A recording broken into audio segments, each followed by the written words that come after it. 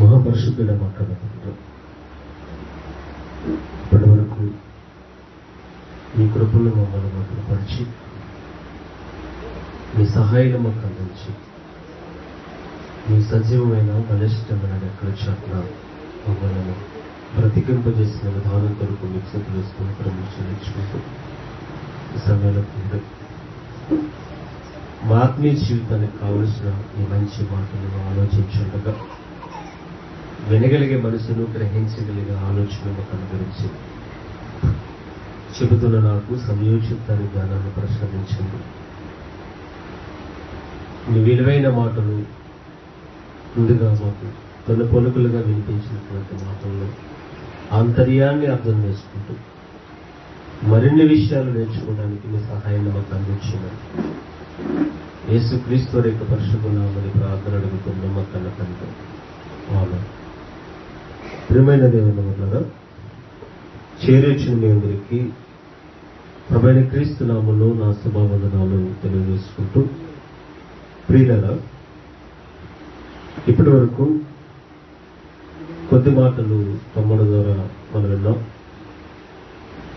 విన్నటువంటి మాటల్లో ఆంతర్యాన్ని మీకు తెలిసే ఉన్నది. చాలాసార్లు మీరు చదువుతున్నారు, చాలాసార్లు విన్నారు. కానీ దుష్టుడు ఎప్పుడు కూడా చాలా తెలివైన వాడుగా ప్లాన్తో, వాడు ప్లానింగే వేరు, వాడదంతా కూడా మాస్టర్ ప్లాన్. ఇంకా అది కెచ్ వేసాడంటే తిరిగి ఉండదు. మీకు అర్థమైందండి? అలా తిరిగి లేనటువంటి కెచ్ చేస్తేనే పడితే ఇంకా అందులోంచి బయటకు రాడు. వాడు ప్లాన్ అంతే. కాబట్టి ఎంత మంచి ప్లాన్ వాడు ఎన్నుకున్నాడంటే, మీరు మొదటగా ఆ మాటలు చదువుతున్నప్పుడు ఏమన్నాడో తెలుసండి, ఇది నిజమా అన్నాడు. అప్పుడప్పుడు మిమ్మల్ని కూడా చాలా మంది అడుగుతారు, ఏం పిల్ల ఇది నిజమేనంట కదా, ఏంటి నిజం, అదే ఎలా జరిగింది, అలా జరగలేదు, ఇలా జరిగిందని మీరే చెప్పేస్తారు. గ్రేట్. అర్థమవుతుందండి? ఎవరైనా మనల్ని అడిగేటప్పుడు కూడా అలాగే అడుగుతారు, ఏంట్రా నాకు తెలిసింది నిజమేనా అంటే, నీకు తెలిసింది అది కాదు ఇది అంటారు. మీకు అర్థమవుతుంది? మన నుంచి ఇన్ఫర్మేషన్ లాగాలి అనుకుంటే కనుక వాళ్ళు డైరెక్టర్ వచ్చి అడగరు. ఎలా జరిగిందంటే అలా జరిగిందని అడిగితే మనం అసలు విషయం దాచేస్తామని, నిజాన్ని చెప్పమని తెలిసే వాళ్ళు మనల్ని అలా అడుగుతారు. దుష్టుడు కూడా అదే విధానంలో, అదే కొల్లమానములు అడిగాడంటే, అమ్మగారు ఇది నిజమా అంటే, ఏది నిజం, తోట మధ్యలో ఉన్న పళ్ళను ఏది తినకూడదా, ఎవరు చెప్పారు అలాగనే, అది కాదంట, తోట మధ్యలో ఉన్న పండు తినొద్దు అన్నాడు. దాన్ని రప్పించడానికి ఆ మాట ఉత్కేలించింది. చూసారా? అంటే మీరు ఆలోచిస్తున్నప్పుడు ప్రతి విషయాన్ని కూడా దుష్టుడు ఏదైనా సరే డైరెక్టర్ గా వచ్చి మాట్లాడడానికి ఇష్టపడండి. మీరు డైరెక్టర్ అడిగితే అని చెప్తారా నిజం? షార్ట్ కట్లు అడిగితే చెప్తారా అండి? మిమ్మల్ని ఎవరైనా షార్ట్ కట్లు అడిగితేనే చెప్తారు, నిజం చెప్పేస్తారు, అస్సలు నిజం చెప్పేస్తారు. అది వాడు ప్లాన్. కాబట్టి మరి దుష్టుడు ఒకవేళ ఆదాము అవ్వలే తప్పు అనుకుంటే, ఆ రోజు వాళ్ళు చేసింది తప్పు అనుకుంటే, జీవవృక్ష ఫలాలు తినక ఆదాము అవ్వలు తప్పు చేశారు, మరణ వృక్ష ఫలాలు తిన్నారు కాబట్టి మరణించారు, వాళ్ళు చేసిన తప్పు ఈరోజు మాకు వచ్చింది అనుకుని మీరు భావిస్తే, ఈరోజు నేనంటాను, జీవవృక్ష ఫలాలు ఒకరోజు ఆదాము దగ్గర ఉన్నట్టు ఈరోజు మన దగ్గర కూడా ఉంది. ఏంటి మరి ఇది మనం తింటున్నామా? ఆదాము ఒక్క తప్పు చేశాడు, మరి మనం ఎన్ని తప్పులు చేశాం? ఎన్నో. మరి మనం తింటున్నావా? ఆదాముని ప్రశ్నించే ముందు మనల్ని మనం ప్రశ్నించుకోవాలి అండి. ఓకే, వెళ్ళిపోతాం. ఈరోజు ఉన్నతమైనటువంటి మాటలతో మనము మన ఆత్మని దేవుని యొద్దకు చేర్చే విధముగా, దేవునికి దగ్గర ఉండే విధంగా లేఖనాల్లోకి వెళ్ళి మనం ఆలోచిస్తాం. ప్రియమైన వాళ్ళ ఏమండి, బీదలు గురించి మనం మాట్లాడుకుందాం. ఎవరండి? బీదలు. మళ్ళీ చెప్తున్నాను, ఎవరి గురించి మాట్లాడుకుందాం? బీదలు. అందులో నిజమైన బీదలు. అదేంటంటే అబద్ధ బీదలు ఉన్నారా? బేదల్లో నిజమైన బేదలు ఉన్నారు. ఆ బేదలు ఎవరూ గుర్తించరు. చాలా మంది బేదల విషయానికి వచ్చేసరికి ఏమనుకున్నారంటే, వాక్యం తెలిసిన వాళ్ళు వాక్యం లేని వాళ్ళు బేదలు అనుకున్నారు. లోకంలో ఉన్న వాళ్ళు ఏమనుకున్నారు అంటే, ఇల్లు గుట్ట ఏమంటే ఎంతైనా తిండి లేని వాళ్ళు ఎవరు బేదలు, అంతే కదండి. లోకములేమో శారీరకంగా ఏమీ లేని వారు బేదలైతే, ఆత్మీయంగా జీవించే వాళ్ళు బయట వారిని ఎలా అంచనేశారంటే, వాక్యం లేని వాళ్ళు బేదలు అనేశారు. రైట్, ఈ రెండు ఒక కరెక్ట్ అయితే, ఇప్పుడు నిజమైన బేదలు ఎవరు? నిజమైన బేదలు ఎవరు? వాళ్ళు ఎవరైనా గుర్తిస్తున్నారంటే వాళ్ళు ఎవరిని గుర్తించరంటే, వాళ్ళు ఎవరైనా పట్టించుకుంటారంటే వాళ్ళు ఎవరు పట్టించుకోరండి. అసలు వాళ్ళ ప్రస్తావన అన్నది ఎవరిలోకి రాదు. వాళ్ళని ఎవరూ గుర్తించరు. ఎందుకు గుర్తిస్తారంటే, వాళ్ళకు కనిపించలేదు కాబట్టి గుర్తించరు. కనిపించేవారు ఎవరంటే, వాక్యం లేని వారు బేదలు. తిండి ఏమంటారా, కట్టుకోవడానికి వస్త్రం, ఉండడానికి ఇల్లు లేనివారు బేదలు. వాళ్ళకి ఏమీ లేదు కాబట్టి వాళ్ళే బేదలు. వాక్యం లేదు కాబట్టి వాళ్ళే బేదలు. మరి నిజమైన బేదలు ఎవరు? ఈరోజు మనం ఆలోచిస్తాం. అసలు ఆ బేదల గురించి ఆలోచిస్తే ప్రియమైన వాళ్ళరా, ఈరోజు మనం బ్రతుకుతున్న బ్రతికెందుకు అని అనిపిస్తుందండి.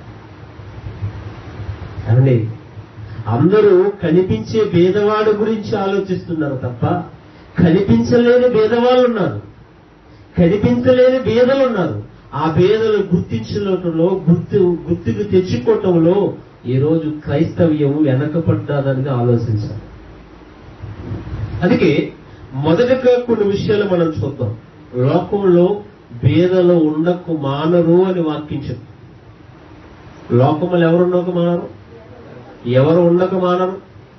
భేదలు ఉండక మానరు అని లేఖనం చెప్తుంది. కొన్ని వచనాలు చూసి మనం ముందుకెళ్ళిపోదాం అండి. కొన్ని మాటలు చూసి మనం ముందుకెళ్ళిపోదాం. ప్రేమైన వాళ్ళరా, ద్వితీయోపదేశకాండం తీయండి. బైబిల్ తెరిచి, మీ దగ్గర ఉన్నటువంటి బైబిల్ తెరిచి కొన్ని మాటలు మనం చూస్తే, ద్వితీయోపదేశకాండం 15వ అధ్యాయము 11వ వచనాన్ని చదవగలిగితే ప్రియులరా, ఒక మాట రాయబడినటువంటి ఆ మాటను మనం ఆలోచిద్దాం.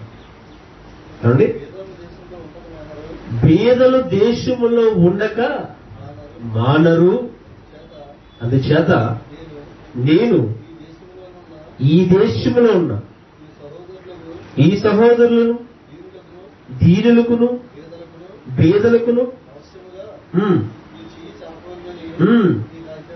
చూడండి, భేదలు దేశములో ఉండక మానరు అంటున్నారు. ఏమండి, దేశంలో భేదత్వాన్ని ఎప్పటికీ ఎవరైనా దానిని భర్తీ చేయగలుగుతున్నారా? ప్రభుత్వాలు మారుతున్నాయండి. ఎంతో మంది వచ్చారు, మేముద్దరెత్తాం అని వస్తున్నారు. భేదలుగా అక్కడే ఉండిపోయింది తప్ప ఆ పేదరికాన్ని ఎవరు భర్తీ చేయలేదంటే, ఎవరు బాగుపరచలేదు. అది ఈరోజు మనిషి ఒక నిర్ణయానికి వచ్చేసాడు. ఏమైనా తెలుసా, ఎవరు వచ్చినా మన పాటలు మనకి తప్పవు. భేదవాడిగా ఉండిపోయాడు, ధనవంతుడిగానే ఉండిపోతున్నాడు. అందుకే బైబిల్ చెప్పేది ఏంటంటే, భేదలు దేశములో ఉండక మానరు. ఏ ప్రభుత్వం వచ్చినా భేదలు గుర్తించే వాళ్ళు ఎవరున్నారు చెప్పండి? మన భారతదేశంలో ఇప్పటికీ భేదలు కనిపిస్తున్నారంటే కారణం భేదలను ఎవరైనా పట్టించుకుంటున్నారా? భేదలను ఎవరైనా గుర్తిస్తున్నారా? అలా గుర్తించిన వారు ఎవరైనా ఉన్నారు అంటే లేరు, ప్రియమైన వాళ్ళ. అందుకే ఏ దేశంలో కావచ్చు, ఎక్కడైనా కావచ్చు, ప్రపంచంగా మనం చూస్తున్నప్పుడు దేశములో భేదాలుండక మానరు. మరొక మాటను మనం చూస్తే ప్రియమైన వాళ్ళరా, చూడండి, సామెతల గ్రంథం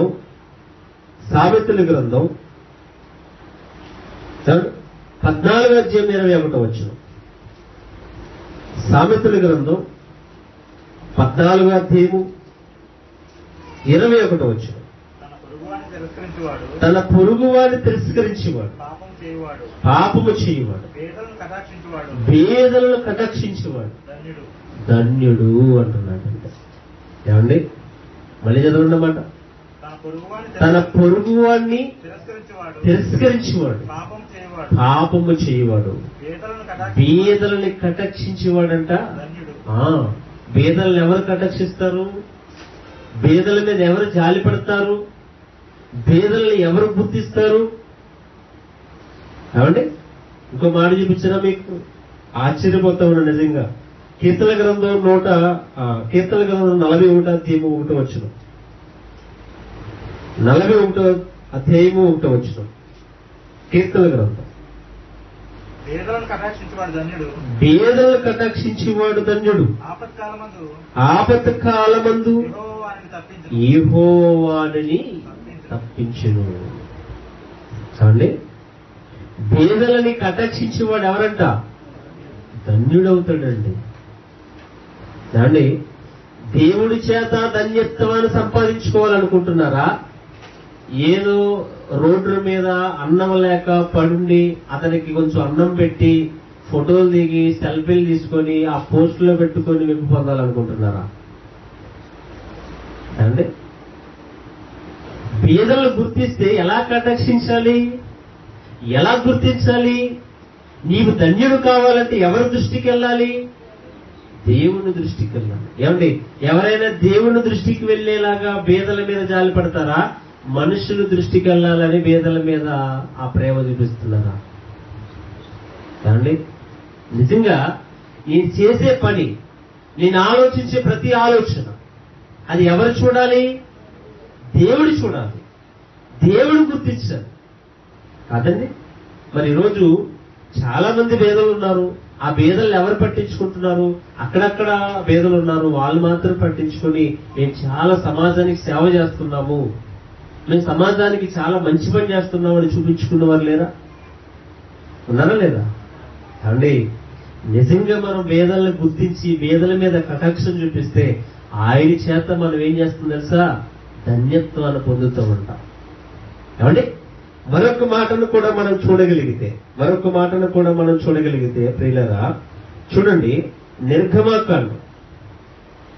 ఏమండి, నిర్గమాకాండం 22వ అధ్యాయము 25వ వచనం చూడండి. నా ప్రజలలో మీ యొద్ద నుండి ఒక పేదవానికి సొమ్ము అప్పించిన ఎడల వడ్డీకి ఇచ్చిన వాని వలె వాని ఎడల. ఏమండి, మీరున్నారు చూసారా? మీరు ఒక పేదవాడికి అప్పిస్తారంట, వానికి ఏం చేయకూడదంటండి? వడ్డీకి, చాలా మంది వడ్డీకి ఇస్తారు కదా డబ్బులు, వడ్డీకి ఇచ్చిన వాడిని వాళ్ళగా ఉండకూడదంట. మనం ఎవరికి ఇచ్చాం అప్పు? ఎవరికి ఇచ్చామండి? పేదవాడికి ఇచ్చారంట అప్పు. పేదవాడికి అసలు నిజం చెప్పండి, పేదవాడికి ఎవరైనా అప్పిస్తారండి? అండి, ఎవరైనా ప్రాపర్టీ చూసి అప్పిస్తారా? ప్రాపర్టీ లేని వాళ్ళకి అప్పిస్తారా? ఎవరి దగ్గర ఒక 1,00,000 రూపాయలు తెచ్చుకుంటే, లేదా ఒక 50,000 తెచ్చుకుంటే, ఒక 10,000 తెచ్చుకుంటే ఏముంది వెనకాతల, ఏం పెడతావు అడుగుతారా? అడగరా? ఏమిస్తారు మీరు అని అడుగుతారా? అప్పుడు నా దగ్గర ఏమీ లేదండి, అసలు పైసా లేదండి నా దగ్గర, నిరుపేదనండి నేను అంటే ఒక 1,00,000 రూపాయలు కావాలంటే ఇస్తారా? ప్రాపర్టీ చూసి ఇస్తారండి. మరి పేదలకు అప్పిచ్చేవాడు వడ్డీకి ఇచ్చిన వాడు వల్ల ఏమవ్వకూడదు? వాడి పట్ల జరిగించకూడదంట. చూసారా? పేదవాళ్ళకి ఎవరైనా అప్పించే వాళ్ళు ఉన్నారేంటండి? పేదలు గుర్తించే వాళ్ళు ఎవరైనా ఉన్నారండి? లేరండి.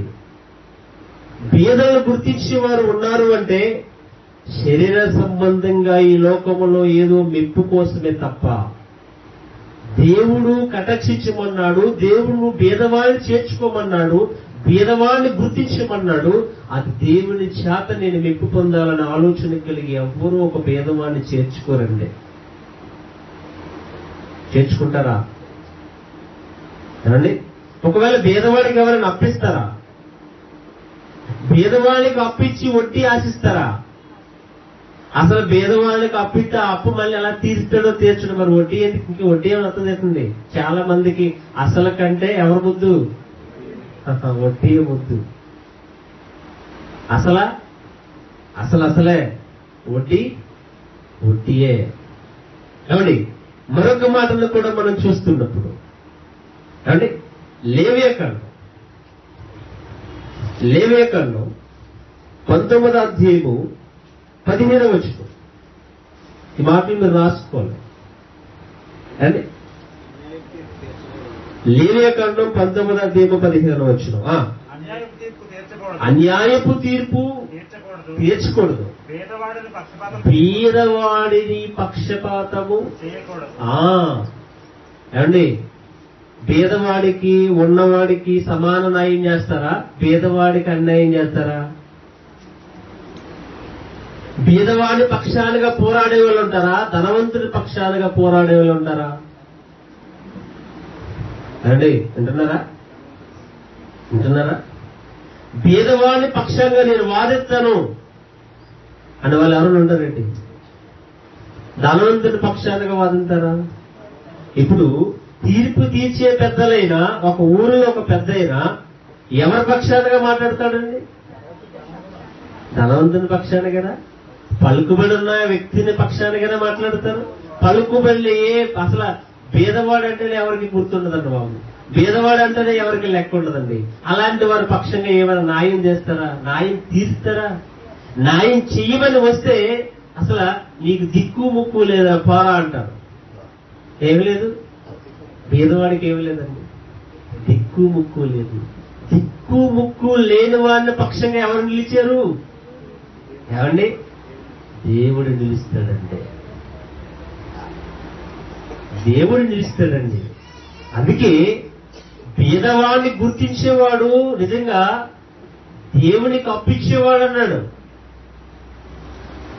యెహోవా. ఏమండి, పేదవాడిని గుర్తించేవాడంట, పేదవాడిని చేర్చుకునేవాడంట.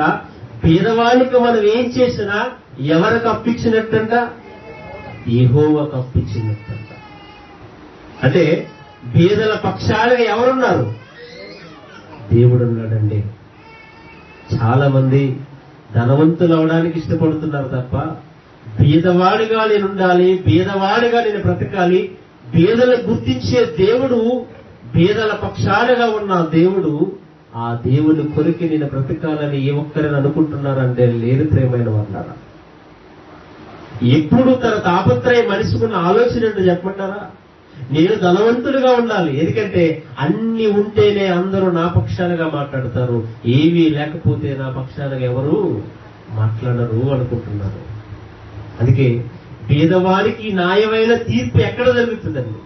పేదవాడికి న్యాయమైన తీర్పు ఎవరు తీర్చగలుగుతారు? ఎవరు గుర్తించగలుగుతారు? ఈరోజు పేదవాడి విషయంలో ఇంకా పేదలుగానే ఉండిపోతున్నారు. దేశంలో ఇంతమంది పేదల్ని ఏ ప్రభుత్వం పట్టించుకోదేంటండి? పట్టించుకుంటుందండి. ఇంకా పేదరికం అనుభవిస్తుంది అంటే, ఇంకా లేనితాను అనుభవిస్తుంది అంటే, అసలు పేదవాడిని గుర్తించే వాళ్ళు ఉన్నారా లోకంలో అంటే లేరు ప్రేమైన వాళ్ళారా, లేరు. అందుకే పేదవాడికి ఇలా ఏం జరిగించాలి? న్యాయాన్ని జరిగించాలి. అసలు తండ్రైన దేవుడు, మనందరిని కన్నా దేవుడు పేదవాడి గురించి చెబుతున్నాడు. ఆ పేదను గుర్తించే ఎవరున్నారు అంటున్నాడు. అంటే మరొక మాటను కూడా మనం చూడగలిగితే సామెతల గ్రంథం 14వ అధ్యాయము 31వ వచనం చూడండి. 31వ వచనాన్ని చూడండి. సామెతల గ్రంథం చూడండి.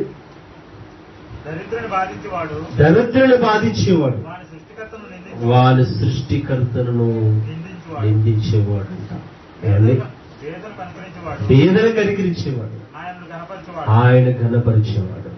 చూసారండి, ఒక దరిద్రుడంట ఏం చేసేవాడు? చదవండి. దరిద్రుని బాధించేవాడు వాడి సృష్టికర్తనే నిందిస్తున్నాడంట. ఎవరైనా ఒక పేదవాడిని తునీకరిస్తారు కదా, ఒక భేదవాన్ని చిన్నగా మాట్లాడతారు కదా, ఒక భేదవాన్ని ఎలా చూస్తారు? హీనంగా చూస్తారు కదా. వాళ్ళు ఎవరిని నిందిస్తున్నారంట, ఎవరిని అవమానపరుస్తున్నారంట, ఎవరిని తోలనాడుతున్నారంట? దేవుని తోలనాడుతున్నారంట. పేదను కనికరించేవాడు, బీదను కనికరించేవాడు, ఆయన్ని కనపరిచేవాడు. అమ్మా చూసారండి, ఒక బీదవారిని గుర్తిస్తే, ఒక బీదవారిని చేర్చుకుంటే ఎవరిని కనపరిచినట్టంట? ఎవరినండి? దేవుని కనపరిచినట్టంట. ఎప్పుడైనా అనుకున్నావా? ఎప్పుడైనా ఆలోచించావా? ఒక బీదవానికి న్యాయమైన తీర్పు తీస్తే, ఒక బీదవాని పక్షాలుగా నేనుంటే దేవుణ్ణి నేనేం చేసుకున్నట్టు? దేవుడి చేతనని, దేవుణ్ణి నేను కనపరుస్తున్నానని అనుకోలేదా? అందుకే యాకోబు పత్రికలో ఒక మాట ఉంటుంది, మీరు చాలాసార్లు చదువుకున్నారు, ఆ మాట తీయొద్దు చెప్తాను. చాలాసార్లు చదువుకున్నారు కదా, ఏమని? ఒక ప్రశస్త వస్త్రాలు ధరించుకున్న వచ్చిన వాడిని ఏం చేస్తారంట? ఏం చేస్తారండి? అయ్యగారు రండి బాబు, రండి రండి. ఏం చేస్తారు? పెసల కుర్చీ తెచ్చి తుడిచేసి, అయ్యగారు ఇక్కడే ఫ్యాన్ ఎక్కడ కూర్చోండి, ఇక్కడే కూర్చోండి. ఎక్కడ? ఫ్యాన్ దగ్గర కూర్చోండి. అయ్యగారు ఫ్యాన్ కానీ వేడికి వచ్చేస్తుందండి, అయ్యగారి కోళ్ళు పెట్టేస్తారా? అంతగా లేకపోతే ఇంకా పక్క నుండి ఇసిరేస్తాం. ఇప్పుడు ఒక పేదవాడు వచ్చినట్టండి, వస్త్రాలు సరిగ్గా లేవు, ఆ మనిషి వస్తుంటే దుర్వాసన. ఇప్పుడు అతన్ని తీసుకొచ్చి, అయ్యా రండి మా ఇంట్లోకి రండి అని కుర్చీ వేస్తారా? ఏమంటారండి? గేటు దగ్గరే కుర్చీ వేసుకొని అక్కడే కూర్చొని, రే ఎక్కడికి వెళ్తారు నువ్వు? ఎక్కడ కూర్చో? ఎక్కడ? నా పాదాల దగ్గరే కూర్చో, నా పాదాల దగ్గర కూర్చో అంటారు కదా. బీదవాడిని గుర్తించే వాళ్ళు ఎవరున్నారండి? బీదవాడిని చేర్చుకునే వాళ్ళు ఎవరున్నారండి?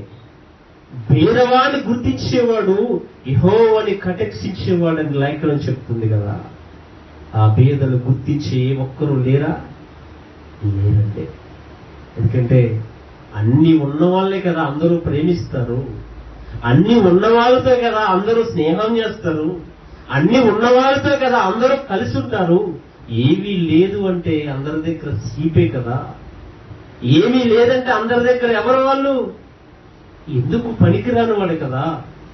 కానీ అలాంటి వారి పక్షంగా దేవుడు నిలుస్తాడనే సంగతి మీరు ఈరోజు గుర్తించాలి ప్రియమైన వాళ్ళారా. అలాంటి వారి పక్షంగా నేను భేదవాడినైతే నా పక్షంగా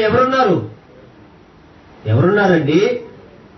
సృష్టికర్తున్నాడు, సృష్టిని పాలిస్తున్నవాడు, సృష్టిని నడిపిస్తున్నవాడు, ఈ ప్రకృతిలో ఉన్న ప్రతి పదార్థాన్ని నడిపిస్తున్నటువంటి సృష్టికర్త నా పక్షాలుగా ఉన్నాడు. నేను భేదవాడిని కాదు అని గుర్తించానండి. అవునండి, ఈరోజు చాలా మంది నాకేమీ లేదు అనుకుంటున్నారు. నువ్వు ఏమీ లేదనుకున్నావు చూసావా, నీ పక్షాలుగా దేవుడు ఉన్నాడు. నువ్వు భేదవాడవా?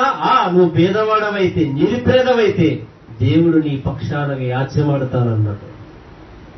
ఈరోజు చాలా మంది నేను ఎందుకు పనికిరాను వాడిని, నన్ను ఎవ్వరూ గుర్తించరు అనుకుంటే దేవుడు నీ పక్షాలుగా ఉండాలని ఆలోచన చేస్తున్నాడు. అండి మరొక మాటను కూడా మనం చూద్దాం. అదే సామెతల గ్రంథం 19వ అధ్యాయము 17వ వచనం. అదే సామెతల గ్రంథం 19వ అధ్యాయము 17వ వచనం. బీదలను కనికరించేవాడు యెహోవాకి అప్పిచ్చేవాడు. ఏమండి, బీదలను కనికరించేవారు ఆయనకి ఏం చేసినట్టంటండి? అప్పిస్తున్నామంట. ఇప్పుడు అప్పిచ్చింది తెచ్చుకోవాల్సిన లేదా? తెచ్చుకోవాలండి, తెచ్చుకోవాలా? అప్పిచ్చి వదిలేస్తారా? అడుగుతారా? అడగరా? అప్పిచ్చేసాను కదా వదిలేస్తారా? వదలరండి. కాదండి, ఇప్పుడు పేదలను కనికరించేవాడంట ఎవరికి అప్పించినట్టు? దేవునికి అప్పించినట్టంట. ఏమండి, మనం ఏమనుకుంటాం చెప్పండి? పేదవాడికి ఇచ్చేస్తే నాకు అయిపోద్దాం అనుకుంటాం, అంతేనా? అంతే అవునే కదా చెప్పండి. ఎవరైనా లేని వాళ్ళు వచ్చారనుకోండి, వాళ్ళకి ఏమైనా ఇచ్చామనుకోండి, ఇంట్లో 25 కేజీల మూట ఉంటే 25 కేజీలు ఇచ్చేస్తారా?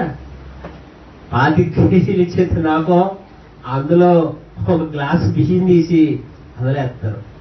అమ్మో బీదవాడు వచ్చాడు, ఈయనకి ఇత్తంట, దేవునికి ఇచ్చినట్టంట అని 25 కేజీల మూట అడిగిచ్చి పంపిస్తారా? పంపరు కదండి. పందరా? మీ జోబులో 100 రూపాయలు ఉన్నాయనుకోండి, చిల్లర కోసం తిస్తారు. 100 రూపాయలు పేదవాడికి ఇచ్చేది ఎవరికి ఇచ్చినట్టు? ఇప్పుడు పేదవాడి కష్టాన్ని గుర్తిస్తే ఎవరికి అప్పు ఇచ్చినట్టంట? దేవునికి అప్పు ఇచ్చినట్ట. ఏమండి, అసలు ఆ బీదలు ఎవరండి? ఇప్పటి వరకు మనం మాట్లాడుకున్న బీదలు ఎవరు? లోకంలో కనబడుతున్నవారా, కనిపించలేని వాళ్ళ? లోకంలో ఉన్నవాళ్ళ, లేని వాళ్ళ? ఉన్నవాళ్ళే, కనిపించిన వాళ్ళే.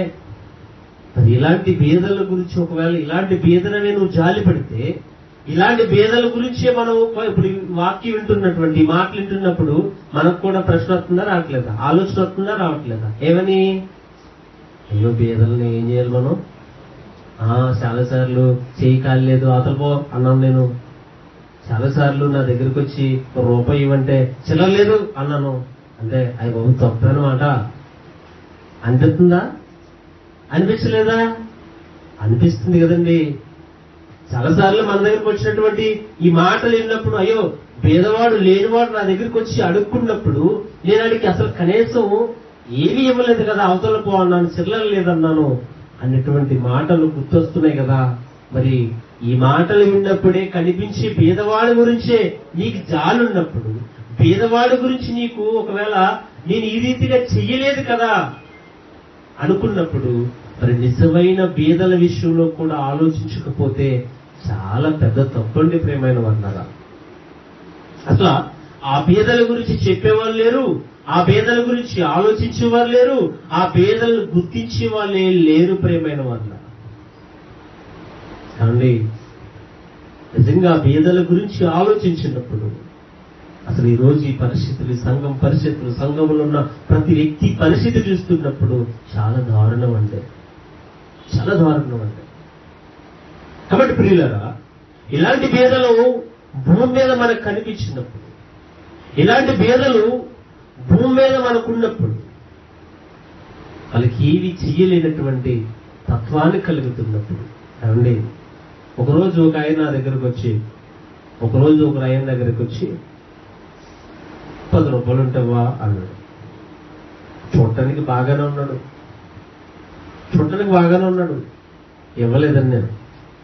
వెళ్ళిపోయిన తర్వాత ఒక ఆయన చెప్పాడు ఆయన గురించి. ఏమనంటే, ఒక చోట పని చేయించుకున్నారంట, 30,000 అయిన తర్వాత డబ్బులు అడిగితే పిచ్చోడని బయటికి గెంటేశారంట.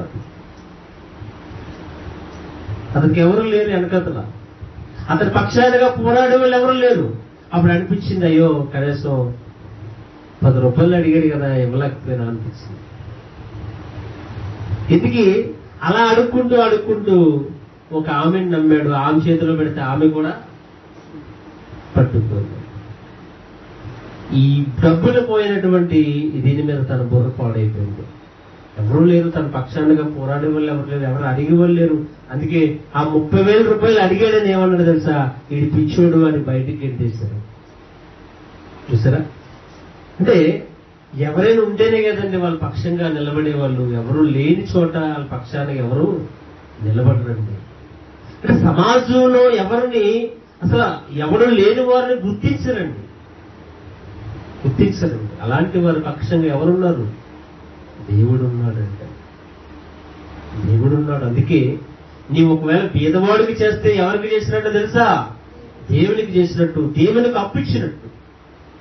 నువ్వు పేదవాడి పక్షంగా నువ్వు నిలిస్తే, ఒక పేదవాడి పక్షంగా నువ్వు పోరాడవట్లేదు, దేవుని పక్షంగా నువ్వు పోరాడుతున్నావు అని గుర్తుపెట్టుకో. దేవుని పక్షంగా నేనున్నాను, దేవుని పక్షంగా నేను నిలబెట్టాను. అందుకే యేసుక్రీస్తు ప్రభువారు అంటారు, నేను దాహంగా ఉన్నప్పుడు మీరు నాకు నీళ్లు ఇవ్వలేదు, నేను వస్త్రహీనుడుగా ఉన్నప్పుడు నాకు వస్త్రాన్ని ఇవ్వలేదు, నేను ఆకలి ఉన్నప్పుడు నాకు ఎవరు అన్నం పెట్టలేదు అంటే, శిశువులు అన్నారు, ప్రభువా ఎప్పుడు నువ్వు ఇలాగున్నావు అంటే, నాకు ఇలాగా ఇలాంటి స్థితి ఎవరైతే ఉంటారో వాళ్ళ గుర్తించేవాడు, వారికి పెడితే అది నాకు పెట్టినట్టే అన్నాడంటే. చూసారండి, చాలా మంది ఇప్పటికీ చాలా మంది అంటారు, దేవుడు పక్షపాతండి, దేవుడు అసలు మమ్మల్ని ఎందుకు ఈ స్థితిలో పుట్టించాడండి, అసలు దేవుడు మాకెందుకు ఇలా స్థితి పెట్టాడండి. నువ్వు గుర్తిస్తున్నావో గుర్తించలేదో ఒకసారి మనసు పెట్టి ఆలోచించు. నీ పక్షానగా దేవుడు నిలబడాలనుకుంటున్నాడు. నీ పక్షానగా ఉండి ఈ ప్రపంచానికి పాఠం నేర్పించాలనుకుంటున్నాడు, గుణపాఠం నేర్పించాలనుకుంటున్నాడు. ఒక పేదవాడు చూపించి ఈ ప్రపంచంలో ప్రతి మానవుడికి ఏమి నేర్పించాలనుకున్నాడో తెలుసా? గుణపాఠాన్ని నేర్పించాలనుకుంటున్నాడు. నువ్వు అనుకుంటున్నావేమో అన్ని ఉన్నవాడు గొప్పవాడు, దేవుడు వాడికి ఇచ్చాడు, వాడిని ఆశీర్వదించాడు, ఈరోజు నాకేమీ లేదు, దేవుడు నా పక్షాలుగా పక్షపాతం చూపించాడు అనుకుంటున్నావేమో.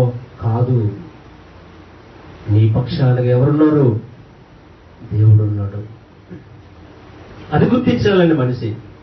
ఇది గుర్తించడం మానేసి దేవుడు నాకు అన్యాయం చేశాడు, దేవుడు నాకు అలా చేశాడు, దేవుడు నాకు ఇలా చేశాడు అని దేవుడు నిందించే బదులు ఒక్కసారి ఆయన మాటలను గుర్తెరుగు, ఒక్కసారి ఆయన మాటలను గుర్తించు. దేవుడు నీ పక్షానగా ఉండాలి అనుకుంటున్నాడు. నిన్ను గుర్తిస్తే నన్ను గుర్తించినట్టు అంటున్నాడు, నీకిస్తే నాకిచ్చినట్టు అంటున్నాడు. ఎవరండి అలా చేసిన వాళ్ళు చెప్పండి? ఏమండి, మీరు తింటే నాకు ఆకలి తీరుతుందా? మీరు పేరు పొందుకుంటే నాకు పేరు వస్తుందా? వస్తుందా? వస్తుందండి? రాదు కదా, రాదు కదా. మరి పేదవాడిగా చేస్తే ఆయనకి వెళ్ళగలుగుతుందండి? పేదవాడిగా చేస్తే ఆయనకి వెళ్ళగలుగుతుంది? చెప్పండి, ఎవరు ఆయనకి వెళ్ళగలుగుతుంది? వెళ్ళదు కదా. వెళ్తుంది వెళ్దా? వెళ్తుందండి. అసలు పేదవాడు గుర్తించేవాడు ఈరోజు ఎవరైనా ఉన్నారంటే లేరు ప్రియమైన వాళ్ళారా. అందుకే అద్భుతమైనటువంటి మాటను మనం చూస్తున్నప్పుడు ప్రసంగి గ్రంథం చూడండి, ప్రసంగి గ్రంథం 9వ అధ్యాయము 15-16 వచనాలండి. ప్రసంగి గ్రంథం 9వ అధ్యాయము 15-16 వచనాలు. అయితే అందులో జ్ఞానం గల ఒక పేదవాడు ఉన్నాడు. తన జ్ఞానం చేత ఆ పట్టణమును రక్షించును. అయినను ఎవరునో ఆ పేదవాన్ని, ఏమండి, ఒక పట్టణంలో ఎవరున్నారంట అంటే బైబిల్ తీసారా, చదివారా? ప్రసంగి గ్రంథం 9వ అధ్యాయము 15-16 వచనాలండి. అండి, ఒక పట్టణంలో ఒక పేదవాడు ఉన్నాడంట, ఒక జ్ఞానవంతుడు ఉన్నాడు. జ్ఞానం గలే పేదవాడు. ఏమి లేనివాడు కాదండి, జ్ఞానం లేని పేదవాడు కాదు, జ్ఞానం ఉన్న పేదవాడు. జ్ఞానం లేని ధనవంతులు ఉన్నారు, ఉన్నారా లేదా? సిరి సంపదలు సంపాదించుకున్నటువంటి జ్ఞానహీనులు ఉన్నారు. వాళ్ళ దగ్గర ఏమి లేదు, జ్ఞానం లేదు. జ్ఞానం కలిగే ఒక పేదవాడు ఉన్నాడంట. ప్రసంగి చెప్తున్నారు, ఏమంటున్నాడంటే అతడు ఒక పట్టణాన్ని రక్షించాడంట. ఎవరైనా గుర్తించాడా? గుర్తిస్తాడా? గుర్తిస్తాడండి ఎవరైనా? ఏమీ లేనివాడు ఏదైనా చేస్తే ఎవరు గుర్తిస్తారు చెప్పండి? అన్ని ఉన్నవాడు చేస్తానే కదా పేరు వస్తుంది. అన్ని ఉన్నవాడే కదా. ఏమీ చేయకపోయినా ఏమొస్తుంది?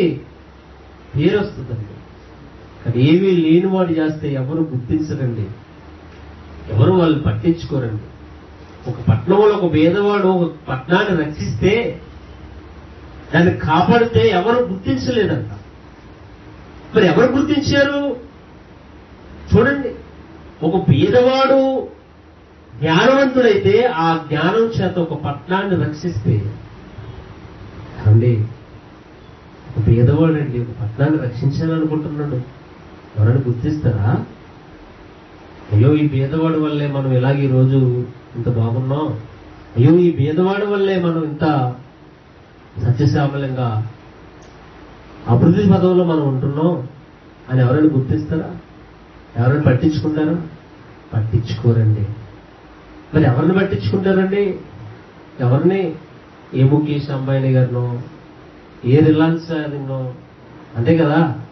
ప్రపంచంలో ధనవంతులైన వారినే కదా, ప్రపంచంలో పేరు ప్రఖ్యాతులు సాధించే వాళ్ళనే కదా, ప్రపంచంలో సెలబ్రిటీలే కదా అండి. మహేష్ బాబు గారు ఒక ఊరిని ఏం చేసుకున్నాడు? దత్తత తీసుకున్నాడు. ఇప్పుడు ఆయన గురించి టీవీల్లో అన్నింటిలో ప్రచారం చేశారా చేయలేదా? ఎవరు?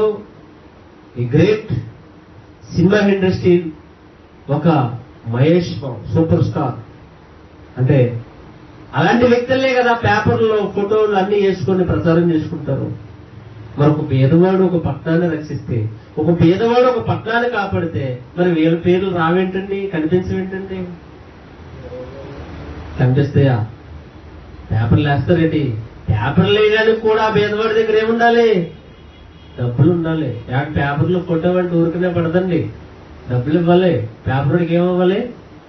డబ్బులు ఇవ్వాలి. డబ్బులు ఇవ్వండి ఊరికనే అక్కడ ఫోటోలు ఎవ్వరు వేయరు. మీరు ఫోటో వేయించుకోవాలంటే ఏమివ్వాలి? పేపర్ వాడికి డబ్బు కట్టాలి. అలా కడితేనే టీవీలో ఫోటో రావాలన్నా, టీవీలో మన ముఖం కనిపించాలన్నా ఏం కట్టాలి? డబ్బులు కట్టాలి. డబ్బులు కడితే కానీ ఎవరు ఊరికనే వేయరండి. సెలబ్రిటీలు వేస్తారు, వాళ్ళకున్న ఆదాయం పెరుగుతుందండి.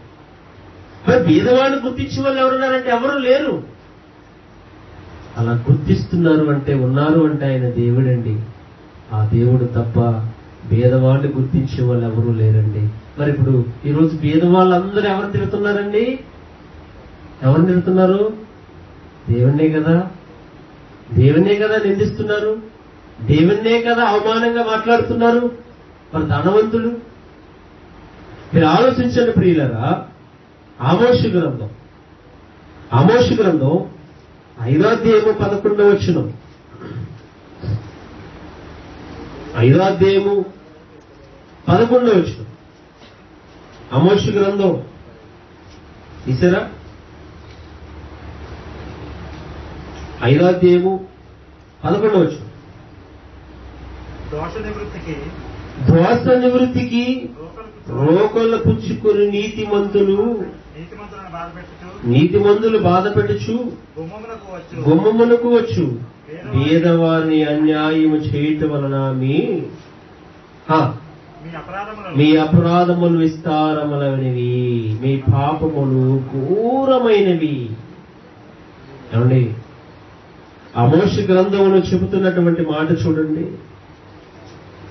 దోష నివృత్తికి రోకలు పుచ్చుకుని నీతిమంతులను బాధపెట్టుచు గృహమునకు వచ్చి పేదవారిని అన్యాయం చేయటం వలన మీరేం చేస్తున్నారు తెలుసా? పాపాన్ని మూట కట్టుకుంటున్నారు. పాపాన్ని ఏం చేసుకుంటున్నారు? మీ నెత్తి మీద వేసుకుంటున్నారు. చూడండి, ఇప్పటి వరకు ఏ భేదవాళ్ళ గురించి మనం ఆలోచించాం? ఏ భేదవాళ్ళ గురించి దేవుడు తన పక్షానగా పోరాడుతానంటున్నాడు? ఏ భేదాలను గుర్తిస్తే దేవునికి ఆయన గుర్తించినట్టు మాట్లాడుతున్నాడు? ఇప్పుడు వెళ్ళిపోదాం అండి, వచ్చే వారం మాట్లాడుతున్నాం అండి. ప్రార్థన చేసుకుందామండి. రైట్. ఏ భేదల గురించి మాట్లాడాలని ఇప్పటి వరకు మనం ఆలోచించామో ఆ నిజమైన భేదలను గుర్తిస్తే ఈరోజు మన హృదయాలు కరగాలంటే, మన హృదయాలు కఠిన మారిపోయినటువంటి మన హృదయాలు కరగాలి. ఎందుకో తెలుసండి, ఆ భేదలు గుర్తించే వాళ్ళు ఈరోజు ఎవ్వరూ లేరండి. ఎవరూ లేరు. నిజంగా ఆ భేదల కొరకు, ఆ భేదలు ఎందుకు భేదలవేరని ఆలోచన కూడా లేదు ప్రేమైన వాళ్ళ, లేదు. ఈరోజు ఈ సువార్త, ఈ మాటలు మనకు అందిస్తున్నారు అంటే ఒకరోజు వాళ్ళు చేసిన త్యాగం, ఒకరోజు వారు చేసిన త్యాగం. ఏంటి ఆ త్యాగం? చూడగలిగితే ప్రియులారా, సరేండి స్పాట్ అండి, చూడగలిగితే ఆ బీదలు ఎవరో మనం చూడగలిగితే రోమిలికి రాసిన పత్రిక చూడండి. రోమిలికి రాసిన పత్రిక 15వ అధ్యాయము 26వ వచనం చూడండి. 15వ అధ్యాయము 26వ వచనం.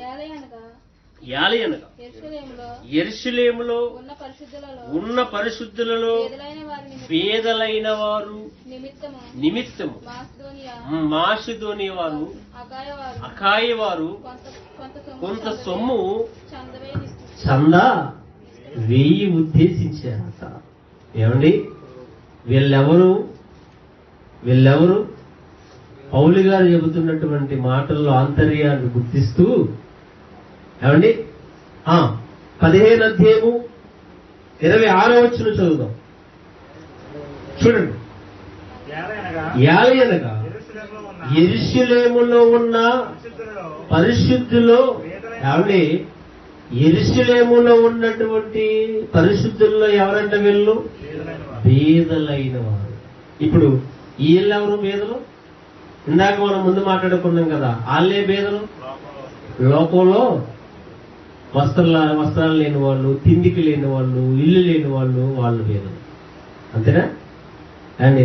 ఇప్పుడు మనం దేవుని పరంగా వచ్చేస్తే వాక్యం లేని వాళ్ళు బీదలు. వీళ్ళే బీదలంట? పరిశుద్ధుల్లో బీదలంట. ఎప్పుడైనా వీళ్ళ గురించి విన్నావా? ఎప్పుడైనా వీళ్ళ గురించి ఆలోచించావా? ఎప్పుడైనా వీళ్ళ గురించి మనం ఏమైనా ఆపత్రయపడ్డావా? ఆలోచించండి. యెరూషలేములో పరిశుద్ధుల్లో బీదలైన వారికి మాసిదోనియా, అక్కయ్య వారు సందా తీయి ఉద్దేశించారంట. ఎందుకంటారు? మీకు విషయం చెప్పమంటారు ఈ సందర్భంగా. అసలు యెరూషలేములో పరిశుద్ధులైన బీదలు ఏంటండి? ఈరోజు పరిశుద్ధులందరూ ఎవరు? ఈరోజు పరిశుద్ధులందరూ ఎవరు? ఉన్నోళ్ళ లేనోళ్ళ? క్రీస్తుని నమ్ముకున్న వాళ్ళందరూ ఉన్నోళ్ళ లేనోళ్ళ? క్రీస్తుని ఎరిగిన వాళ్ళందరూ ఉన్నవాళ్ళ లేని వాళ్ళ? ఏమండి, మరి చాలా మంది క్రీస్తుని నమ్ముకుంటే అన్ని వస్తాయంటున్నారు. వస్తాయంటున్నారా? పరిశుద్ధులైన బేదలంట వీళ్ళు. యెరూషలేం పట్టణంలో పరిశుద్ధులైన బేదలు. వాళ్ళు గుర్తించే వాళ్ళు ఎవరైనా ఉన్నారు అంటే ఆనాటి కాలంలో కూడా ఎవరు లేరండి. పౌలు గారు ఆ విషయాన్ని ప్రస్తావిస్తూ, ఆ కాలంలో వీళ్ళకి ఆ సొమ్ము ఇవ్వడానికి అక్కయ్య వారు, మాసిదోని వారు సందా తీయి ఉద్దేశించారంట. ఇప్పుడు వీళ్ళెవరు అంటే, మొదటి శతాబ్దంలో మీరు చూస్తున్నట్టుగా అపోస్తలుల కార్యాల్లో ఉన్నటువంటి వారు జన స్థిరాస్తులను అమ్మేశారు చూసారా? అపోస్తలుల పాదాల యొద్దకు తెచ్చి వాళ్ళకున్న ఆస్తులను అమ్మేసి పెట్టారు చూసారా? ఏమండి, ఆ రోజు వాళ్ళ ఆస్తుల్ని కరిగించే ఈ సువార్తను వ్యాపింప చేయాలనే బీదలుగా మారారండి. అందుకే వాళ్ళకి వీళ్ళు ఏం చేస్తున్నారంట? సందా తీయని ఉద్దేశించారంట. మరొక మాటను కూడా మనం చూస్తున్నప్పుడు గలతీయులకు రాసిన పత్రిక 2వ అధ్యాయము 10వ వచనం చూడండి.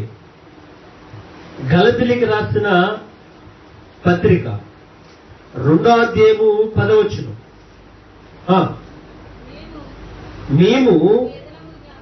మేము బీదలని జ్ఞాపకము చేసుకున్నకు మాత్రమే వారు కోరిరి, అలాగ చేయటకు నేను ఆసక్తి కలిగి ఉంటిని. ఏమండి, పౌలు గారు మేము బీదలను జ్ఞాపకం చేసుకోవడానికి వాళ్ళు కోరారంట. అలాగ చేయటానికి నేను కూడా ఏం చూపించాను? ఆసక్తిని చూపించింది. ఏమండి, ఇప్పుడు ఈ పేదవాళ్ళని గుర్తించింది ఎవరు? ఈ పేదవాళ్ళని గుర్తించింది ఎవరు? ఏ పేదవాళ్ళు? వాళ్ళు పరిశుద్ధులైన పేదవారు. ఎందుకో తెలుసా? వీళ్ళు పరిశుద్ధమైన బీదలు ఎందుకు మారారో తెలుసా?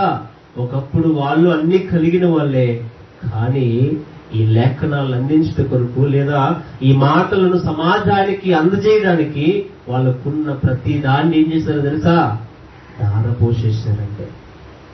దారపోసేశారు. ఈరోజు అలాంటి వారు ఎవరైనా ఉన్నారని ఏ సంఘమైనా గుర్తిస్తుందా? ఏ సంఘంలోని వ్యక్తిని ఆలోచిస్తున్నారా?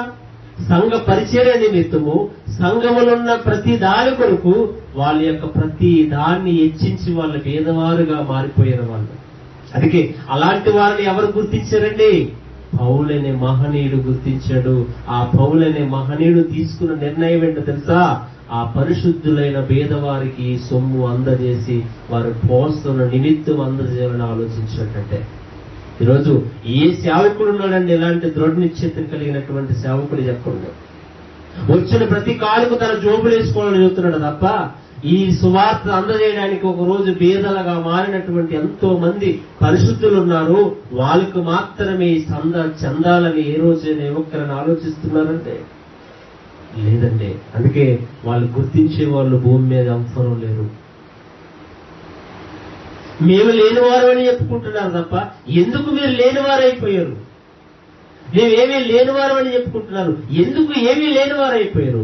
లోకములో ఇష్టానుసారమైన జీవితాన్ని కలిగి ఎవరు చేయలేని పనులు మీరు చేసుకుని మీకు మీరే మీ ఆస్తులు పాడు చేసుకుని ఈ రోజు ఏమీ లేనివన్నయ్యా నన్ను ఆశీర్వదించని వస్తున్నారు తప్ప ఏమంటే స్వార్థ నిమిత్తి వాళ్ళకున్న ప్రతిదీ ఖర్చు పెట్టి ఆ రోజు వాళ్ళు ఇచ్చిస్తే అలాంటి వారికి ఎవరైనా పెట్టడానికి ముందుకు వస్తున్నారా?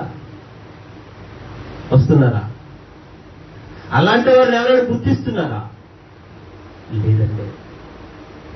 అందుకే ప్రియులారా, పరిశుద్ధులైన పేదవారికి రోజు ఆ సంఘములు వేసే ప్రతి కానుక ఎవరు తీసుకున్నారు? పౌలు గారా? కాదండి. యెరూషలేములో ఉన్న ఆ పేదవారికి అందచేయడానికి ఎవరిని ఎన్నుకున్నాడు తెలుసా?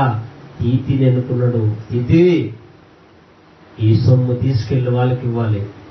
ఈ సొమ్ము ఎవరికి హక్కుదారులండి ఈరోజు? ఏమండి, ఈరోజు మీరు ఆలోచించండి ప్రియులారా, దేవుని యొక్క సంఘంలో వచ్చే ప్రతి రూపాయి ఎవరికి హక్కుంది చెప్పండి?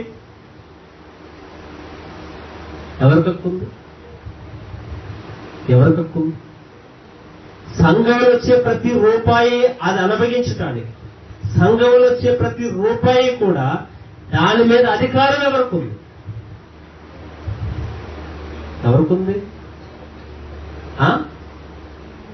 చెప్పేవాడుక ఎవరికుందండి? ఎవరికి లేదా? ఎవరికి ఉందనుకుంటున్నారు? ఈ స్వార్థ నిమిత్తం తన ఆస్తిని కరిగించి బీదవాళ్ళుగా మారిన వారికి మాత్రమే అధికారం ఉంది ప్రియులారా. బీదవాళ్ళుగా మారిన వారికి అధికారం ఉంది. దేవుని సొమ్ము తినడానికి కానీ దేవుని యొక్క ప్రతి రూపాయి నువ్వు అనుభవించడానికి నీకు అధికారం లేదు. కారణం ఏంటో తెలుసా? ఈ స్వార్థ నిమిత్తం నువ్వు ఏ రోజైనా బీదవాడిగా మారావా? లేదా ఉన్నవాడిగా మారాలనుకుంటున్నారా? స్వార్థ చేసి ఆస్తులు సంపాదించుకుంటున్నారా? స్వార్థ చేసి ఆస్తులు దారబోశారా? అంటే ఈ రోజు స్వార్థకు వచ్చి ఆస్తులు సంపాదించుకున్నవారు తప్ప స్వార్థ నిమిత్తం తన ఆస్తిని కరిగించేవారు ఈ భూమి మీద లేదు ప్రియమైన వర్లారా, లేరు. ఆ రోజు మొదటి శతాబ్దంలో స్థిరాస్తులు నమ్మేసి దేవుడి పాదాల దగ్గర వారి ఆస్తిని తెచ్చి వారికున్నదంతా దారపోసి పేదవారుగా మారిపోయి చెదిరిపోయారు. అలాంటి వారి గురించి అంటున్నాడు అఖాయ వారు, మాసుదోని వారు ప్రతి సంఘము తనకు నియమించిన పరిధి కొలిది వారి సంఘాల్లో కానుకు తీయ ఉద్దేశించారు. ప్రతి సంఘము తీయాలంటాడు. ఒక చోట అంటాడు పౌలు గారు, ఏమంటాడు తెలుసండి? ఏమండి, మీరు వాళ్ళకు రుణం అన్నారు తప్ప వాళ్ళు నీకు రుణము లేరు అంటాడు. అదేంటండి? మరి ఎవరికైనా పెడితే వాళ్ళు అనుకున్నారా, మనం వాళ్ళకున్నామా? మీరు నాకు ఏదైనా పెట్టారనుకో, మీకు నేనేమవుతున్నాను? రుణమే. మీ రుణం నేను ఎలా తీర్చుకొని అంటాం, కానీ వాస్తవానికి మీరే నాకు రుణం ఉన్నారు. ఎలాగండి? ఎలాగా? మనం కూడా చాలాసార్లు ఫీల్ అయిపోతాం కదా. చాలాసార్లు నేను ఆలగ పెట్టేస్తున్నాను, ఈలగ పెట్టేస్తున్నాను అని సంబర్లు పడిపోతారు కదా. అది రోజు సందర్భం నీకు మాట చూపిస్తే ప్రియమైన వాళ్ళరా ఆశ్చర్యపోతాం. నిజంగా చూద్దాం. రోమపత్రిక 11వ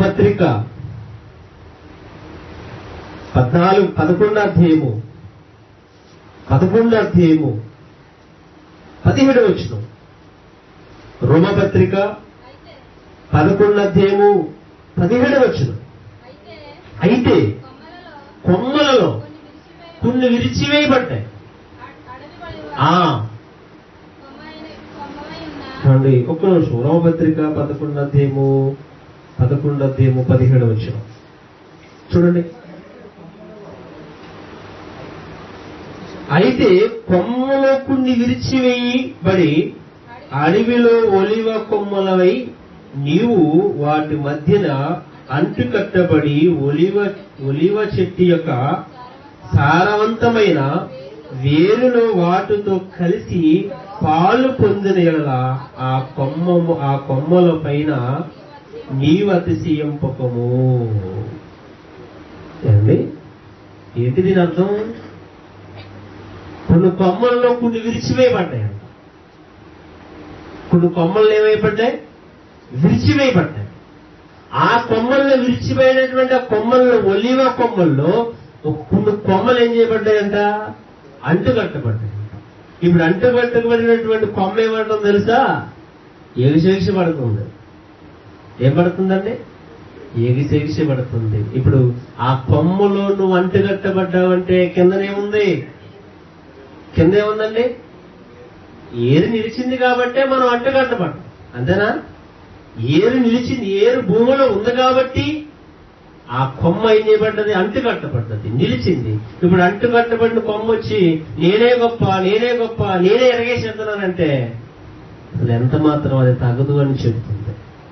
చూసారా, ఈరోజు ఈ సువార్తలో మనం అంటుకట్టబడ్డామంటే దీనికి వేరుగా మొలిచిన వారు ఎవరున్నారు?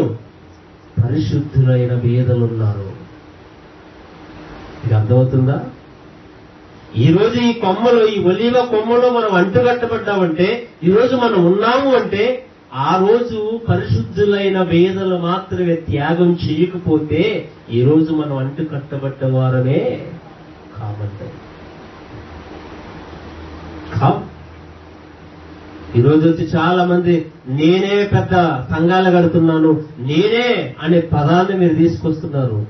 చాలా తప్ప. ఎందుకంటే ఒకరోజు నేనని నువ్వు నిలబడ్డావు చూసావా, అది నిలబడ్డానికి ఏరుంది కిందని. ఆ ఏరు ఎవరంటే ఒకరోజు పరిశుద్ధులైన ఆ పేదలు. ఆ పేదలు వాళ్ళు ఉండబట్టికే కదా ఈరోజు నిలిచారు. అనేకులు అంటుకట్టబడ్డారు, అనేకులు అందులో పాలు పంచుకుంటున్నారు. వారే లేకపోతే ఉన్నారా? ఏమండి, అదే కొలమానలోకి వస్తే ప్రియులారా, ఈ రోజు ఏ సంఘంలో ఉన్నటువంటి ఏ కుటుంబం ముందుకొచ్చి దాన్ని కొనసాగిస్తుందో వారిలో మనం పాలు పొందుకుంటా తప్ప అదంతా నేనే చేసేస్తున్నాను ఒకవేళ నువ్వు ఎగస పెడితే దాని వెనకాతలు ఎవరున్నారు? ఆ కుటుంబం ఉంది.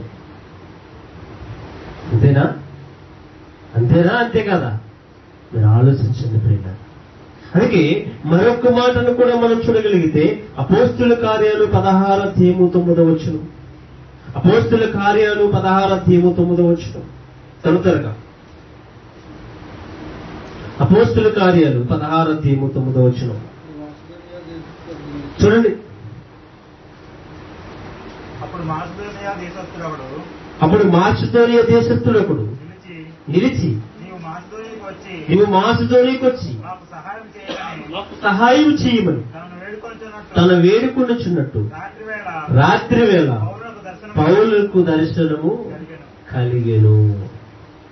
అండి, మాసిదోని దేశస్థుడు మాకు సహాయం చేయమని ఒక దర్శనం ఎవరికి కలిగిందంట?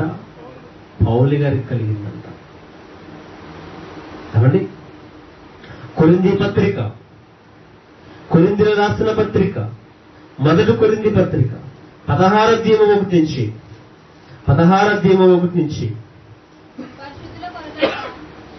పరిశుద్ధుల కొరకైన కానుక విషయమైతే నేను గలతీయ సంఘమునకు నియమించిన ప్రకారం మీరును చెయ్యడి. నేను వచ్చినప్పుడు చందా పోగు చేయుడి. ప్రతి ఆదివారము మీలో ప్రతి వాడును తన వర్ధనల కొలది తన యొక్క కొంత సొమ్ము నిలవ చేయవల్లని నేను వచ్చినప్పుడు మీరెవరును యోగ్యులో అది వారి చేత ఈ ఉపకార ద్రవ్యము యెరూషలేముకు పంపుదును. చూశారండి, ఎక్కడికి పంపుతాడంటే సందా అండ్ ఎక్కడ పంపుతాడంటండి?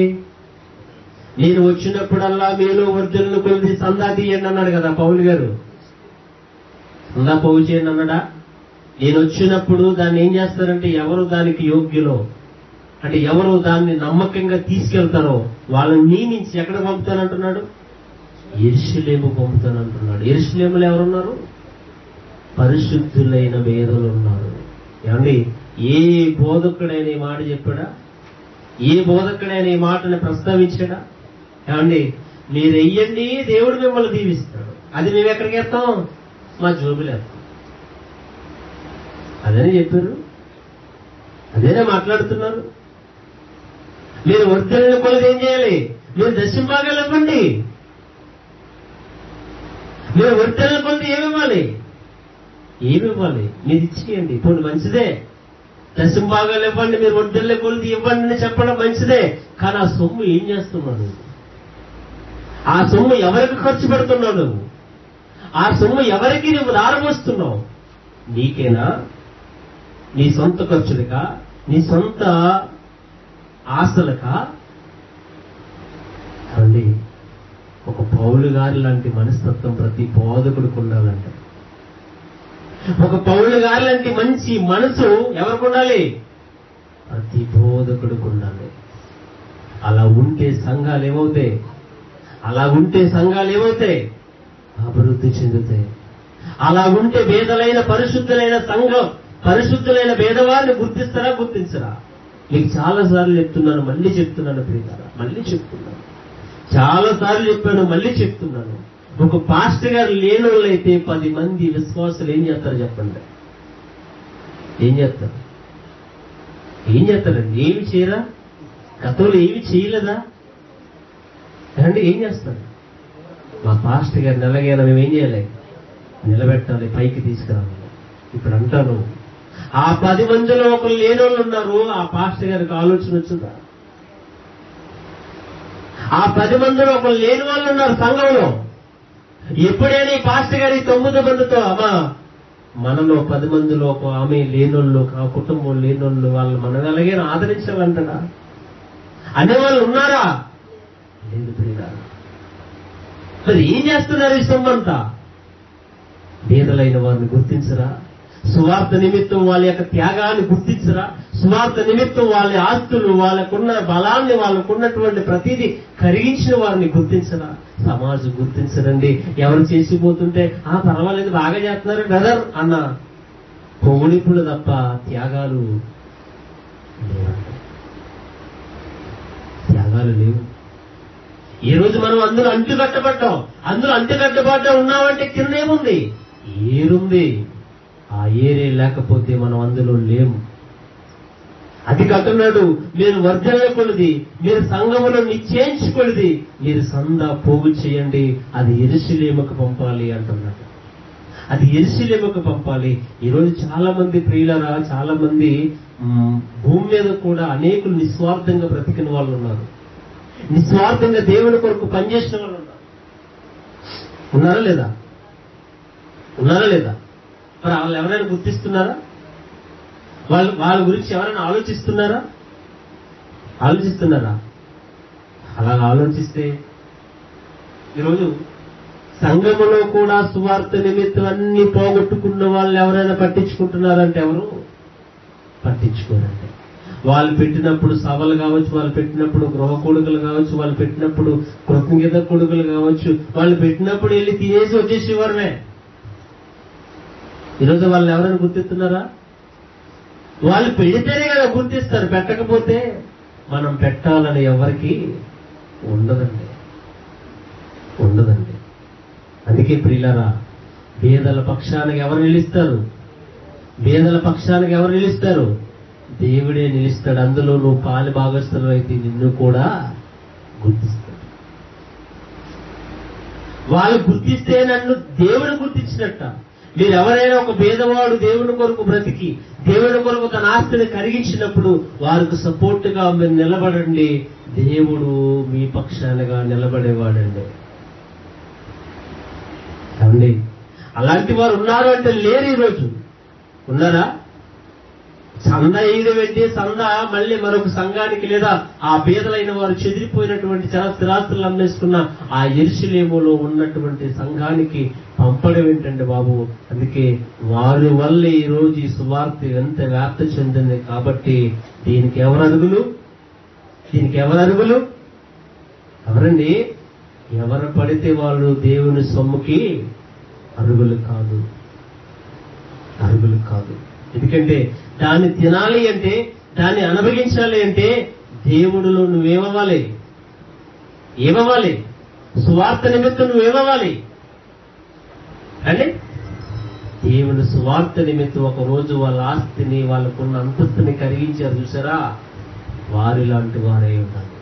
అంతే తప్ప ఊరికనే తేరగా వస్తుందని తినేయడానికి ఇష్టపడకండి. దేవుని సొమ్ము ఊరికనే తేరగా వస్తుంది కదా, ప్రతి రూపాయికి లెక్కప్పు చెప్పాలన్నాడు దేవుడు. ప్రతి రూపాయిని లెక్క అడుగుతానన్నాడు. అంటే దేవుడికి డబ్బులు అంటే ఇష్టం ఏంటండి? పరలోకం ఇక్కడ ఎంత సంపాదించావో అక్కడ అడుగుతాడు అనుకుంటున్నారా? ఏది నీ లెక్కే చూపించాడు అడుగుతాడు అనుకుంటున్నారా? అది అడగడండి. దేవుని కొరకు నువ్వు ఖర్చు పెట్టే నీ జీవితంలో ఏది అని అడుగుతాడు. అందుకే ఈరోజు దేవుని సొమ్ము గాని, దేవుని యొక్క ప్రతి రూపాయి గాని ఆ రోజు వాళ్ళు తినడానికి ఇష్టపడలేదు పౌలు గారు. ఇంకా మీకు విషయం చెప్పరా, పౌలు గారు డేరాలు కుట్టుకొని బ్రతికాడు. ఎందుకండి?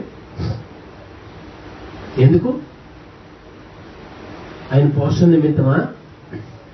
ఆయన పోషణ నిమిత్తమేనా?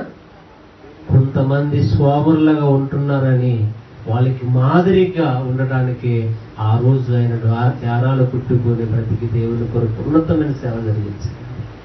అందుకే నేను ఎప్పుడు సంతోషపడేది, ఆనందించిన విషయం ఏంటంటే తెలుసండి, పౌలు గారు లాంటి మనసు, పౌలు గారు లాంటి ఆలోచన ఏ బోధపడుకున్నా నిజంగా ఈరోజు సంఘము ఏలెత్తి చూపించలేని పరిస్థితులు కాబట్టి నిస్వార్థపరుడండి పౌలు గారు. అంత నిస్వార్థపరుడు కాకపోతే డబ్బు చూడగానే ఒక మనిషి ఏమైపోతాడో తెలుసా? మారిపోడా? కోట్లకు పడగెత్తాలని ఆలోచన ఈరోజు. ఆ రోజు అంతగా దీనస్థితిలో ఎందుకు లేను, ఎవరు గుర్తించలేని, సమాజం గుర్తించలేని వారుగా బ్రతికారంటే మళ్ళాంటి తెలివైనరు కాదండి, అల్లగదండి. ఈరోజు చాలా మంది బోధకులు చాలా తెలివితేటలు ఉన్నాయి. అందుకే ఏం చేశారో తెలుసా? ఆస్తులు. దేవుని సేవ అంటే ఏంటండి? దేవుని సేవ అంటే ఏంటి? ఆస్తులు, అంతాస్తులు. ఈరోజు ఎవరైనా లేని వాళ్ళు ఉన్నారా? ఏమండి, కష్టపడేవాడు నలిగిపోయి సొక్కేసుకొస్తున్నాడు. ఏ కష్టం లేకుండా ఇలా మై కొట్టుకుని వాక్యం చెప్పేసైనా అసలు సొక్క నలుగుతే లేదు. ఏమంటారండి? కష్టపడటానికి మనిషి ఇష్టపడట్లేదు ప్రియులారా. అందుకే తేరగా వచ్చిన సొమ్ము నువ్వు అనుభవించాలంటే నీవు దేవుని కొరకు ఏమవ్వాలి?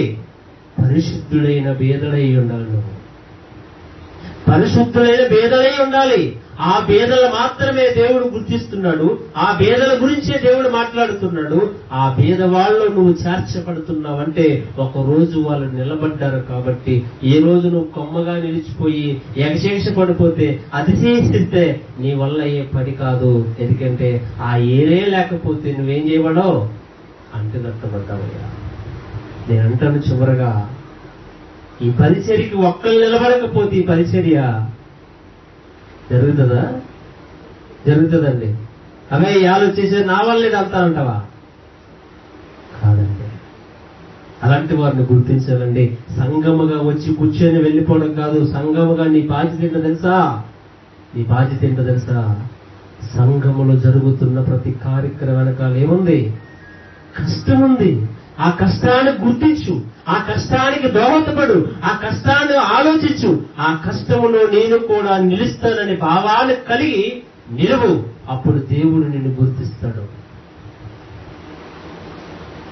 అండి, ఉన్నప్పుడు అందరూ పొగడేసుకొని తినేస్తారండి. మీరు అంతండి, మీరు ఎంతండి, మీరు అదండి, మీరు ఇదండి అంటారు. ఏమీ లేనిపోడు అసలు కన్నెత్తి కూడా చూడరండి. ఆ దారిని కూడా రారండి. ఎప్పుడైనా వస్తే అప్పడుగుతారేమని భయం వేసి అలాగే పోతారు. అవునా? అదే ఉన్నవాడి దగ్గరికి మనం వెళ్తామా? కావాలని ఎదురు పడతాం. లేనివాడి దగ్గరికి కావాలని వెళ్తామండి. కావాలని వెళ్తే ఏమంటది? అంటుకుంటుంది. చూసారా? లేనోడిని ఎవరు పట్టించుకోరు. లేనోడిని ఎవరు గుర్తిస్తారు? దేవుడు గుర్తిస్తాడండి. అందుకే ఈరోజు మీరిచ్చే ప్రతి కానుక, మీరిచ్చే ప్రతి రూపాయి, మీరిచ్చే ప్రతిది కూడా మీరు వర్ధిల్లకూడదు. ఇది తీయాలి అంటున్నాడు, మీరు తీయాలి అంటున్నాడు. ఎందుకు తీయాలి? ఎందుకు ఇవ్వాలి? దేవుడు పరిచర్య జరగాలంటే, దేవుని యొక్క ఉన్నత ఆశీస్సులు నిలవారాలంటే మన వర్తెల కొలది దేవుని యొక్క ఏం చేయాలి? వచ్చి కూర్చొని వెళ్ళిపోలా కాదండి, కాదు. మరి బాగా చెప్పారండి, ఆ రోజు యెరూషలేము సంఘం ఉంది కాబట్టి పరిశుద్ధులైన పేదలు ఉన్నారు, ఇప్పుడెవరు పేదలండి అంటారా? ఇప్పుడెవరు ఉన్నారండి పేదలు? మరి ఇప్పుడు మీరు ఎక్కడికి పంపుతారు? ఎక్కడ పంపుతారు? మీరు ఇచ్చే ప్రతి రూపాయి ఎక్కడ పంపుతున్నాం? మీరు ఇచ్చే ప్రతి కానుక ఎక్కడికి వెళ్తుంది? ఎక్కడికి వెళ్తుందో? ఎక్కడికి వెళ్తుందండి? ఎక్కడికి వెళ్తుందో మీకు తెలుసు, నాకు తెలుసు కదా. కాబట్టి ఈరోజు ప్రతి సంఘం కూడా ఎలాగే ఆలోచిస్తే క్రైస్తవుల్లో పేదలు ఉండేవారా? ఉండేవారండి. మీకు విషయం చెప్పనండి, చాలా మంది సభలు పెట్టి మహాసభలు చేసి లేనోళ్ళు అయిపోయారు తెలుసా? అయిపోయి రావలేదా? అయిపోయి రావలేదు చెప్పండి. చాలా మంది దేవుని పనుల నిమిత్తం వాళ్ళకున్న ఆస్తిని కరిగించే వాళ్ళు ఉన్నారా లేదా? మరి అలాంటి వాళ్ళు ఎవరైనా గుర్తిస్తారా? అబ్బాయి వాళ్ళెవరు మాకు తెలియదండి, మేమెవరమో వాళ్ళకి తెలియదండి. మీటింగ్ పెడితే వచ్చి ఇనేసి వెళ్ళిపోతామండి. వాళ్ళు ఏదైనా కార్యక్రమాలు చేస్తే ఏం చేస్తాం? వచ్చి వినేసి వెళ్ళిపోతున్నాం అండి. మీరు అనుకోండి, ఒకరు మీటింగ్ పెడితే ఆ మాటలు వినిపిస్తున్నారు అంటే దాని వెనకాల ఏముంది? పెట్టించే వాళ్ళ కష్టం ఉంది. అది పెట్టించే వాళ్ళ కష్టం ఉంది. దాన్ని వినిపిస్తున్నారంటే వాళ్ళ కష్టాన్ని కరిగించి వినిపిస్తున్నారు ఆ మాటలు. అంతే తప్ప ఈరోజు మనం ఏదో చేసేస్తున్నాం, మనం ఏదో ఇచ్చేస్తున్నాం, ఇదే ఎక్కువ అనుకోకండి. ఇదే ఎక్కువ అనుకుంటే ఆ రోజు పౌలు గారు చెప్పిన మాటలు ఏమన్నాడు తెలుసా? నేను వర్తెల్ల కొలది ఏం చేయాలి? ఏం చేయాలండి? ఇవ్వాలా వద్దా? వర్తెల్ల కొలది ఏం చేసేయాలి? పక్కనేసేయాలి. పక్కనేసి మూట కట్టేసి ఎక్కడ పట్టుకోలే? పైగట్టుకోవాలి. అంతయా? మరొక మాట చూసి ముగించుకుందాం. కొరింథీయులకు రాసినటువంటి 2వ పత్రిక 8వ అధ్యాయము 1వ వచనం. కొరింథీయులకు రాసిన 2వ పత్రిక 8వ అధ్యాయము 1వ వచనం. సహోదరులారా, మాషదోని సంఘమునకు దేవుని కృపను గురించి మీకు తెలియజేయుచున్నాము. ఏలయనగా వారు బహుగా శ్రమలో పరీక్షింపబడగా అత్యధికముగా సంతోషించిరి, మరియు వారు నిరుపేదలైన వారు దాతృత్వము బహుగా విస్తరించును. చూసారండి, మాషదోని వారి గురించి మేము చెప్పకుండా ఉండలేము. ఎందుకంటే చదవండి ఏమంటున్నాడు అక్కడ? దేవుని కృపను గురించి మీకు తెలియజేయుచున్నాము. ఏలయనగా వారు బహుగా శ్రమలో పరీక్షింపబడిరి. బహుగా శ్రమల్లో ఏం చేయబడ్డారంట? వాళ్ళు పరీక్షింపబడ్డారంట. వాళ్ళ దాతృత్వం ఎలా ఉందంట? ఎలా ఉందండి? వాళ్ళు ఇచ్చే విషయం ఎలా ఉన్నారంట? ధారాళముగా ఇస్తున్నారంట. చూడండి, బహుగా విస్తరించింది. ఈ కృప విషయములోను పరిశుద్ధుల కొరకే పరిచర్యలో పాలు పొందిన విషయములో మనస్పూర్వకముగా మమ్మను వేడుకొనుచున్నాము. అండి, ఎందులో పాలు పంచుకుంటున్నారు వీళ్ళు? ఎందులో పాలు పంచుకుంటున్నారు? మీరు ఎప్పుడు ముగించేస్తే అప్పుడు మీరు చెప్తా ఉంటున్నారా? ఎందులో పాలు పంచుకుంటున్నారు వీళ్ళు? చూడండి, వారు చూడండి ఏదో ఈ కృప విషయంలో పరిశుద్ధుల కొరకైన పరిచర్యలో, పరిశుద్ధ విషయంలో పరిచర్యలో వాళ్ళు ఏం చేసుకున్నారు తెలుసా? పాలు పంచుకుంటున్నారంట. మరి ఈరోజు మనం పరిశుద్ధుల విషయంలో పాలు పంచుకుంటున్నావా? లోక విషయంలో పాలు పంచుకుంటున్నావా? నేను అడుగుతాను, ఇప్పటి వరకు విన్నారు కదా ఈ మెసేజ్, ఈ మాటలు విన్నారు కదా. మీరు ఇలాంటి పేదవారిని క్రైస్తవుల్లో మీరు గుర్తించి సహాయం చేస్తే మీకేమైనా పేరొస్తా? పేరు వస్తుందా? రాదు కదా. వస్తుందా? రాదు. అందుకే ఎవరు సహాయం చేయరు వాళ్ళకి. అదే ఇందాక మనం ఆలోచించాను చూసారా, బయట వారిని పేదవాళ్ళు మీరు గుర్తించి ఏమైనా మీరు రొట్టెనిచ్చినా లేదా అన్నం పెట్టినా ఏమవుతుంది? పేరు వస్తుందా? రాదు. ఎందుకు రాదు? ఎందుకంటే అది అమ్మంటే ఏం తీసుకుంటారు? ఫోటోలు తీసుకొని ఫేస్బుక్ లో పెడతారు కదా, చాటింగ్ వేసుకుంటారు కదా. దేవుడు ఏమన్నాడు? నీ కుడి చేతితో తెలిసింది నీ ఎడమ చేతికి కూడా. నీ పూర మందిరంలో ఏం చేయకూడదు? ఊదుకోవద్దు అన్నాడు. నీ డబ్బా నువ్వేం చేయకూడదు? కొట్టకూడదు. నువ్వు కొట్టుకున్నా సైలెంట్ గా కొట్టుకో. అదేనే చెప్పాడు. అందుకే మనం ఇచ్చింది ఎవరికి తెలియకూడదు, అది దేవుడికి మాత్రమే తెలుసు. కాబట్టి ఇలాంటి పనులు మనం చేయం. ఎందుకంటే మనకి పేరు వచ్చి కావాలి కానీ పేర్లేని ఎందుకండి? మనల్ని ఎవరైనా గుర్తించేది కావాలి కానీ మనకి ఎవరైనా పొగిడేది కావాలి కానీ పొగలేదు ఎందుకండి? వేస్ట్ కదండి. పరిశుద్ధుల విషయంలో పరిశుద్ధుల నిమిత్తం పాలు పంపులు మనం పొందాలంటే నువ్విచ్చే ప్రతి రూపాయి ఎంతో మందికి ఏమి చేస్తుంది తెలుసా? ఆదర్శంగా నిలబడుతుంది. నిస్వార్థంగా పరిచయం జరిగిస్తుంది. నిస్వార్థంగా పరిచయం జరిగిస్తే నువ్వు ఇచ్చే ప్రతి రూపాయి ఎక్కడికి వెళ్తుంది? దేవుని పరిశుద్ధతమైనటువంటి ఆలోచనలు నిలిచి ఈ యొక్క సువార్త లేదా ఈ పరిచర్య ఇంకేమవుతుంది? అభివృద్ధి అవుతుంది. ఆ దాతృత్యంతో ఇవ్వు, ఆ ఆలోచనతో ఇవ్వు. అంతే తప్ప నేనెత్తే నాకు ఉండదేమో, నాకు మళ్ళీ రాదేమో, నాకు అవదేమో. ఒకరోజు వాళ్ళు దాతృత్యంతో ఇచ్చారు, నిలిచారు. ప్రపంచవ్యాప్తంగా ఏమంటది? సువార్త వ్యాపింప చేయబడ్డది. ఈ రోజు నువ్వు ఇచ్చే ప్రతి రూపాయి ప్రతి పేదవాడికి గుర్తిస్తే, ప్రతి ఒక్కరికి సువార్త అందజేయాలి అంటే వారిలో నువ్వు నిలిచావు. ఆ ఏరు ఉంది కాబట్టి కొమ్మలగా ఈరోజు మనం ఏలాడి ఊగిసలాడుతున్నాం కదా. అంతేనా? ఇప్పుడు మనం ఏం చేయాలి? చెయ్యాలా వద్దా? చెయ్యాలండి. చేద్దామా మానేద్దామా? ఏం చేద్దాం? ఇద్దామా మానేద్దామా? ఏమిద్దాం అండి? మన వర్ధుల కొలిది మనం ఇవ్వాలండి. అందుకే చాలా మంది మీరు మాకు ఇవ్వండి, దేవుడు మీకు ఇస్తాడు, మమ్మల్ని మీరు చూడండి అండి. దున్నే ఎత్తికంటే ఏం పెట్టకూడదంట? ఏం పెట్టకూడదు?